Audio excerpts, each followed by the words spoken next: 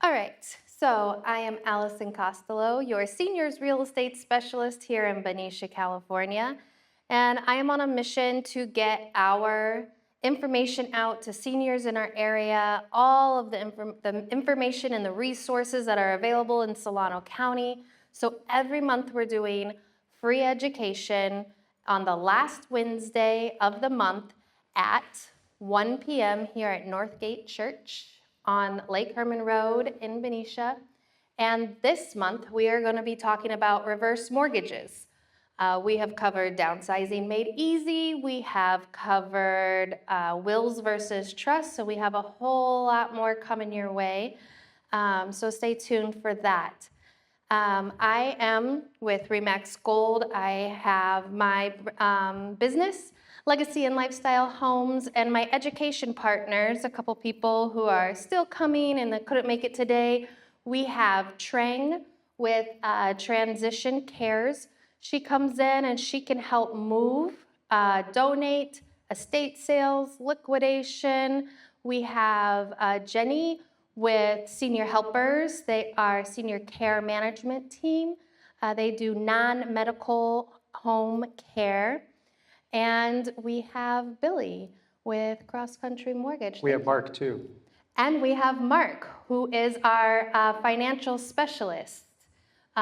He will be speaking in, I think it was September. He'll be here. So yes, and thank you everybody for tuning in. We've got people live on Zoom, Facebook, people in the group. And then we will be posting this on our YouTube page to continue to get the information out there for people who couldn't make it today. So, Billy, Allison, take it away. Can you feel it? I can feel it. Spring is in the air. Yes, we have birds chirping, flowers are budding, leaves are growing, and weddings are happening. I have a wedding this weekend. And I had to buy, my family and we want to look good. So I was out shopping for suits. I got suits to come to the house, and I have two little ones. Two boys? Two little boys, yep. One 9-year-old and one 6-year-old. And I was helping him try on a suit. And of course, he was being difficult. And, I said, forget it. I'm not going to help you. Suit yourself. Suit yourself. Yes, thank you for your laughs and your groans, as always. Shall we start talking about reverse mortgages? Yes. All right, before I do that, a little bit about myself. I've been in the mortgage industry for 24 years here locally, and I've had the opportunity to help over 2,000 families with their mortgage. Okay, and that's forward mortgages and reverse mortgages. So let's go into a little bit about reverse mortgages, because this is an interesting topic, right? What have you heard in regards to reverse mortgages? Because there's a lot of stigma that a reverse mortgage holds. I've heard they're terrible. I've heard they're bad. Terrible? Yeah, bad. You're going to take my house from me. The bank is going to take your house from you, or your heirs, right? Yeah. Okay. Anything else? Those are pretty common stigmas. And that may have been the case a long, long time ago. And it is definitely not the case. And we'll go over how you're protected and what happens. And I want to, what happens is that people hear these things and all of a sudden it just becomes ingrained. And automatically, when you hear reverse mortgage, it's like, no, bad, not going to do it. So we have a yield sign up here. What color is a yield sign? Yellow. See, most people think it was yellow, and it was yellow a long, long time ago, right? Since then, it's been changed, a lot like reverse mortgages.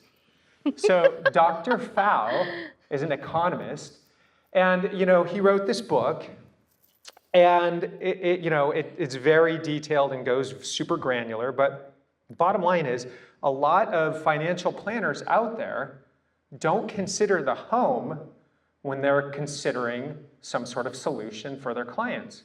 And the home represents a pretty substantial amount of somebody's wealth. So it really should be considered at least as an option to be able to pull money from. Would you agree? Absolutely. Yeah. Okay. Wouldn't it be cool? I mean, a forward mortgage, you have to pay down, right? Wouldn't it be cool if you had a mortgage where you could choose? You could choose to make a payment of a 30-year loan. You could choose to make a payment on a payment to be a 15-year loan and pay it off in 15 years. You could choose interest only, or you could pay nothing. Nothing, not at all. Right? I mean, that could be a pretty useful mortgage. So what exactly is a reverse mortgage? Well, it comes with these options, right? Payments are optional. You can make a payment, or you can choose not to make a payment, okay? The balance is due when the last person leaves the home. And finally, it's a non-recourse loan. And we'll get into that. We'll explain what a non-recourse loan is. Okay.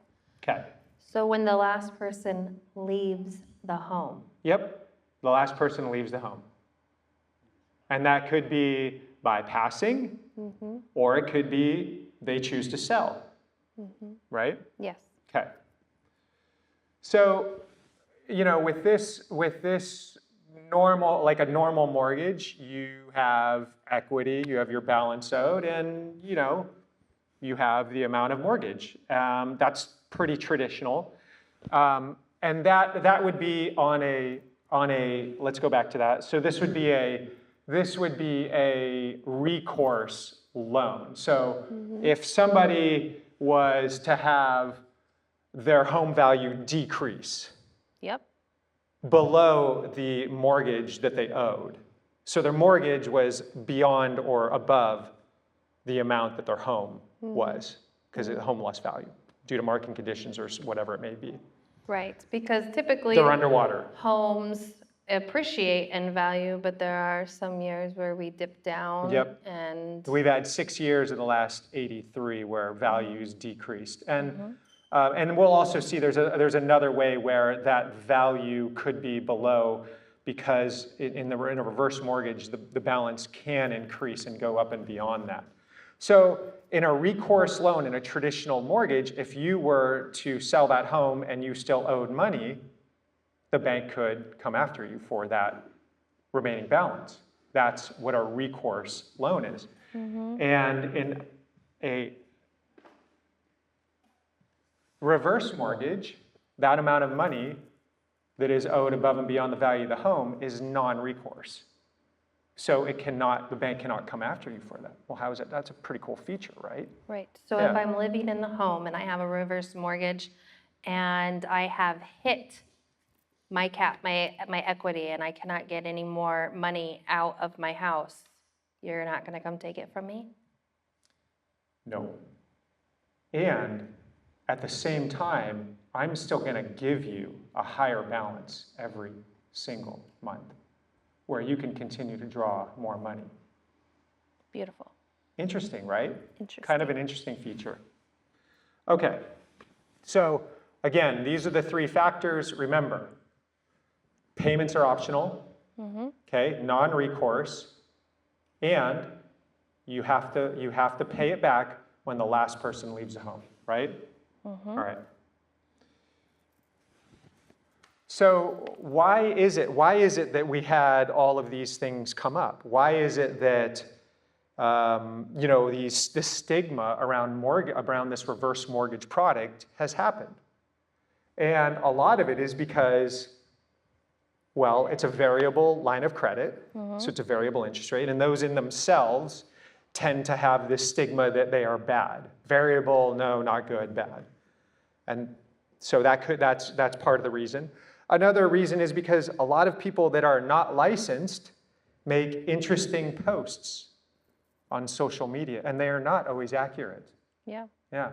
And then third and finally is that they can, there's a lot of emotion that comes along with getting this product. And I'll show you, and that's centered oftentimes around debt and just having debt. Because when you take out debt, you have a bill or a statement that comes to you every month, and it shows how much you owe. And people think, I don't want to owe this money. This is bad if I owe debt. And the concept that we want to try to convey is that it's not necessarily bad. It's a closed loop system. So when you have, let's say for instance, there's a family that wants to take out $50,000 because they want to go on a cruise, or they want to take their family out on a vacation and celebrate. And they do so with an option their first option is they've got $500,000 in their investment accounts, and they can take that $50,000 from that $500,000, and it leaves them with $450,000 left, right? That's option number one. That's the traditional way to go. And if those investments were earning 7.2% in 10 years, it will have doubled. 7.2% is the magic number of percentage where your money doubles in 10 years. So again, this is you're using your assets. This is the top example here. And your net value is $900,000 because you took out 50, you had 450 left. It doubled in 10 years. So in 10 years, you have 900,000, right? Okay. Yep. Simple. Option number two would be to use a line of credit. And this isn't necessarily, it doesn't have to be a reverse mortgage. It could be, some sort of draw against your assets or a line of credit against your assets, something like that, whatever it may be.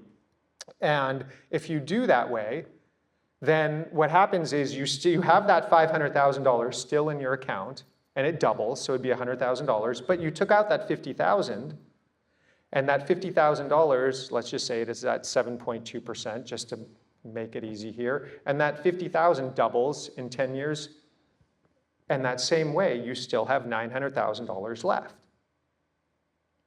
Right? So this is just an example of another way to do that using your line of credit, whatever it may be, okay?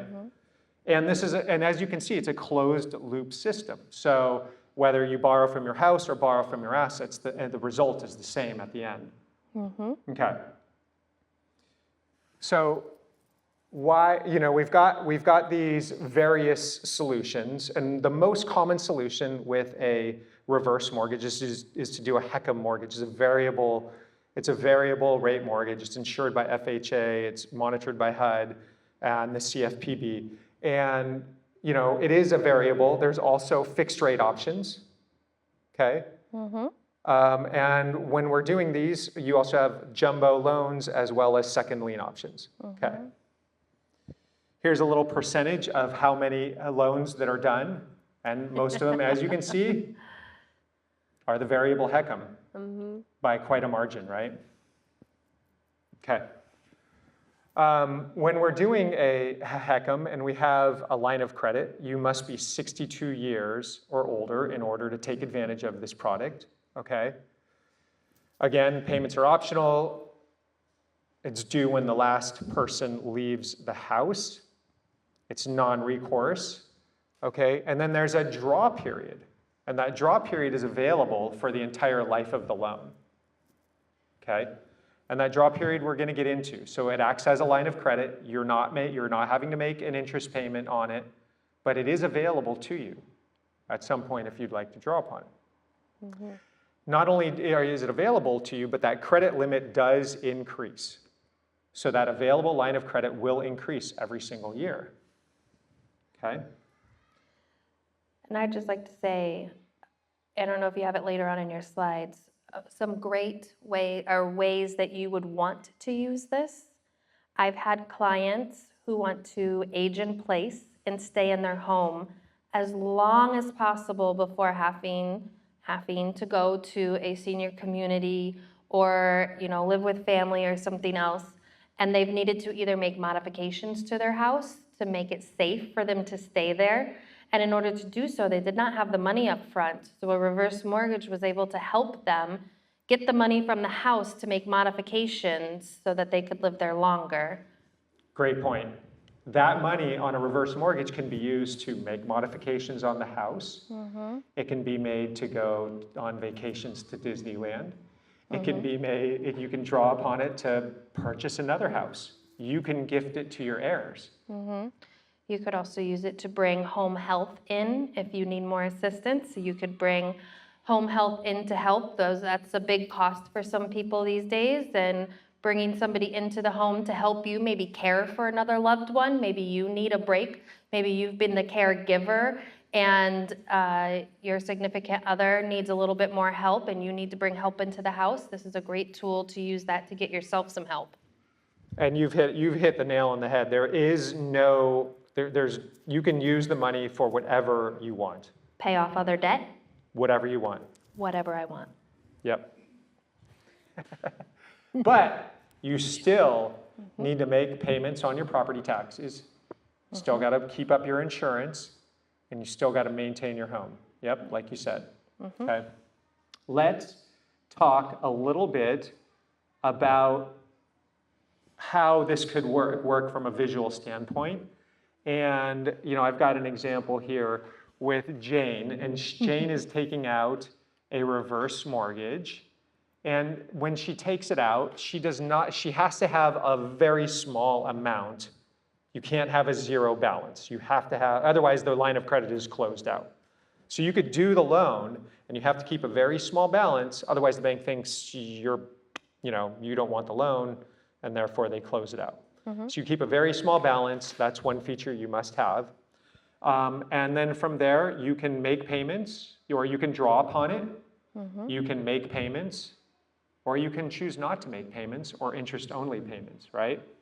So let's see if we can get through these. So in this particular example, they have an available line of credit up to about 50% of the value of the home. They've taken out a balance about a quarter of it, okay? And in this example, they're choosing in the future Jane is choosing to make payments. So as time goes on, the available credit to her increases, okay? So the available credit every single year increases. And because she's making principal and interest payments, the balance is decreasing, okay? So that's one option that Jane could do. Another option is that she pays interest only, or the monthly charges only, right? And as time goes on, we see the available credit continues to increase and the balance remains the same, okay? Option number 3 is that Jane makes no payments. She has now quit her job, does not want to make any payments, and wants to use her equity from her home to then live her life. That's fine. Again, the available credit increases, and along with it, the balance, right? She's not making any payments. So those would be the 3 options, but in all 3 options, what happened? The available credit continued to increase, okay? And so we get to, remember how we were talking about the non-recourse?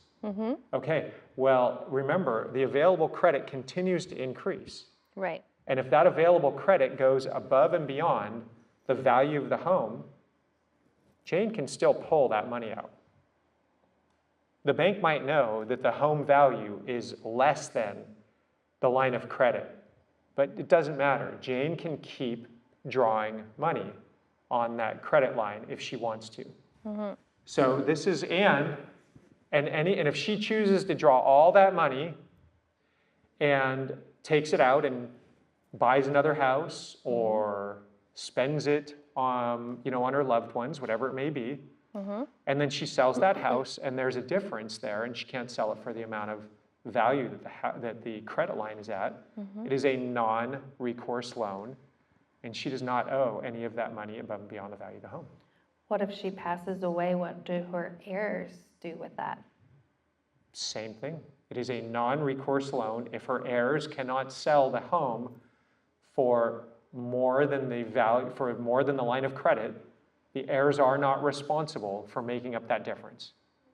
Really, it is a non-recourse loan.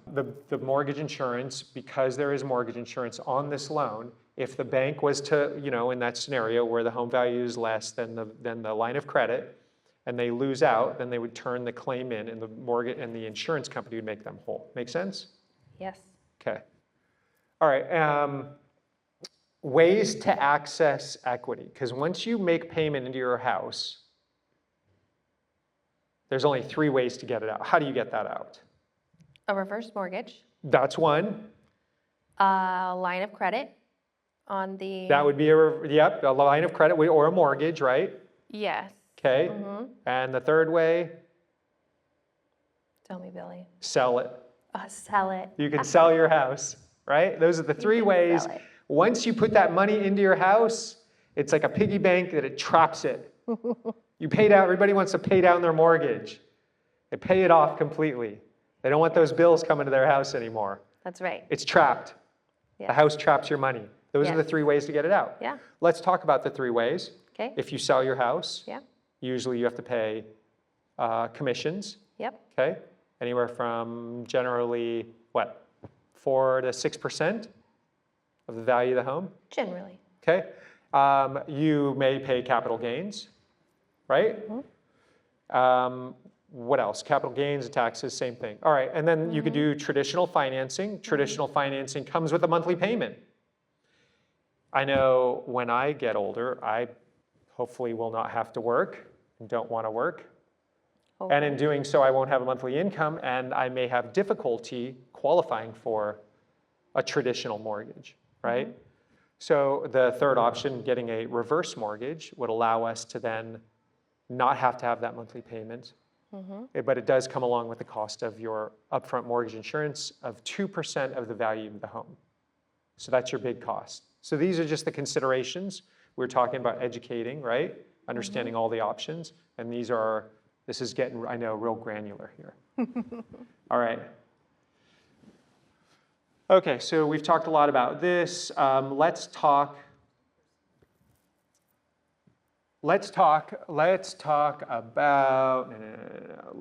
about what you were talking about there. Let's talk about buying the house, right? So if you were currently living in your house, and it was worth $675,000. Okay. Okay. You owed $125,000 on it. You would have equity of $500,000, right? Yep. Okay. So with that $500,000, you don't want a monthly payment, so you go out and you try to find a house for $500,000. Possible here in Benicia? It's a stretch. Condo? Condo, maybe. Condo, maybe? Condo, maybe. Okay, so condo, maybe. Do you want to live in a condo, and do condos have stairs? Many of them do. Oh, yeah, the majority of them definitely have stairs. So if we want some sort of rancher maybe with a little piece of land, we want to do some gardening, we don't want stairs, $500,000 may not be an option. No. Okay, so a solution would be to then exercise your reverse mortgage to purchase. Correct. Okay, so remember we've got that $500,000 to spend, and we do a reverse mortgage or a HECM loan for $300,000. Okay, supplementing the $500,000 for a total purchase price of $800,000. Possible in Benicia? A little more possible. A little more possible. A little more possible. So with that possibility, this reverse mortgage opens up that possibility is the bottom line. And this whole purpose of the reverse mortgage, then the reason why we went over this is I'm not saying that this is the end-all be-all solution. I'm saying that this is a solution to consider when you're looking at your finances and considering a move in the future. So like if I haven't been working in 5 to 10 years and I want to downsize, so I sell my house that has stairs that is too big for me, has outgrown me now, and I want to downsize to something smaller, but since prices have gone up since I bought my bigger house, now I can use the reverse mortgage to buy if I needed to. And you don't have a payment. And I still don't have a payment because I'm retired and I don't work. And the line of credit associated with that loan will increase. Yes. Yes. So this, again, this is a solution. This is just another solution to be considered. Yep. The question is it like a hedge loan in a way?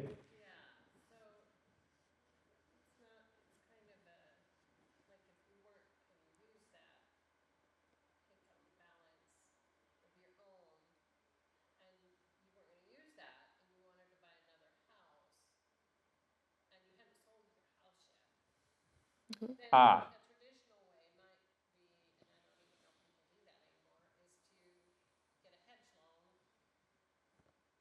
yes, I've heard that referred to also as a bridge loan. Bridge loan. Yeah. And that could all, Yeah. that No, you're very good. well could be a solution. Yes. This is, you could use those funds to then pivot or purchase. You can, again, you can use the funds in any way that you would like. So you could use those to purchase a second home if you would like to do that, yes. That is another use and solution that you could use for that money, 100%. Okay. Also, another feature that comes along with this is it's interest. There's interest on this loan. Interest can be tax deducted. So it could be it could help out on your tax returns. Okay. What else we got here?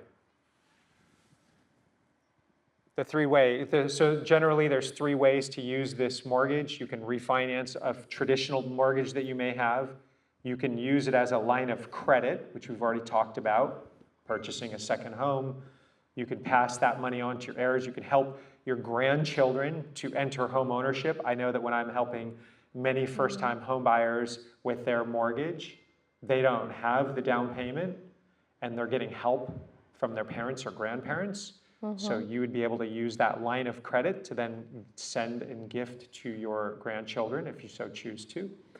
And then, as we've talked about, yeah, you can use it to purchase a home. I think we've gone over most of the solutions. That's all the solutions that I can think of in regards to using a reverse mortgage. We've gone over the features involved with having a reverse mortgage, being a non-recourse loan. Payments are optional, and you must it must be paid off upon the last person leaving the house. So me as a real estate agent, when I'm working with a family and mom and dad had a reverse mortgage that they used all the way up, it is still a typical standard home sale. And they pay off the portion of the loan that they can, and if there is still left over balance, they're not responsible for that. That's the non-recourse feature. Right. I get that question over and over and over and over. And over and over. And one more time over and over. Yeah, the non-recourse feature. Yes. Yeah. And so the other thing is when the last person, if the last person, passes and that house then needs to be sold, your heirs have 6 months to sell it. And generally what I've seen is you can even ask for another 6 months extension. So there's a substantial amount of time for that home to be sold. Sold, yeah. Yeah. Yeah. Awesome. Yeah. So that is reverse mortgages and everything about them. I like it. Are there any questions that we haven't hit? Nothing online? Nothing online, Tring? There's no questions? No, okay. Recourse means that the difference, any money owed above any money that is owed and cannot be paid from the value and sale of the home, that means that the bank has the option to then try to pursue that difference. So in 2008, so remember I said there were 6 years where values went down in the beginning. Since in the last, I want to say 86 years, there were only 6 years where values went down. And 1990 was one of them. 2008, 2009, 10, 11, and 12, I want to say, where the values decreased, many homes were sold for less than the mortgage, right? And so a lot of them were either sold, either people left the house or the bank foreclosed on them, and then the bank had to sell the asset to try to recover the money on the loan, or people sold the home short, which is less than the, again, value or the less than the line, less than the amount of the mortgage. So we call that a short sale.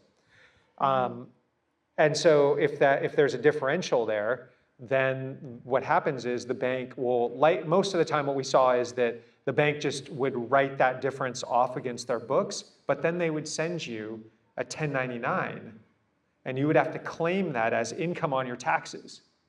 So it's like insult to injury. That's what I saw a lot of times happening. And then not only so did you have your home value decrease, and you had to sell your home short and you had to leave, but then you were given this 1099 form where you had to say that you had income that you had to show on your tax returns that you had to pay income against or taxes against. There's ways around that. If you were to show that you were insolvent, then you can write that amount off. But that's most of the time what I saw with these recourse loans. It's kind of as deep as the bank went. Thank you, Billy. We have one question online. From Zoom. Do you want to go ahead?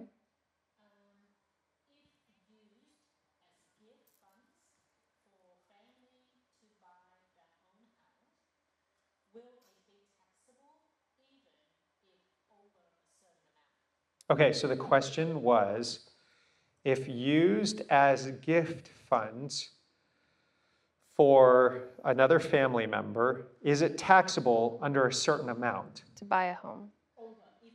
If over a certain amount. Okay. So I actually have gotten this question a lot over and over. So regardless of whether you draw the money from your investment accounts or you draw your money from your line of credit, On your home. on your line of credit on your home or whatever it may be, however you get that money and you gift it to somebody else. The question is that gift amount taxable?